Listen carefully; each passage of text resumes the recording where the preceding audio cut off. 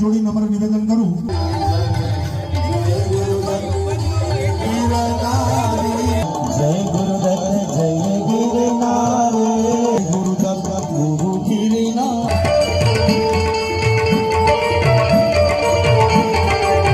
દેશનું અને ધર્મનું કલ્યાણ દે અને એની રક્ષા થાય. કલાક મને આપે.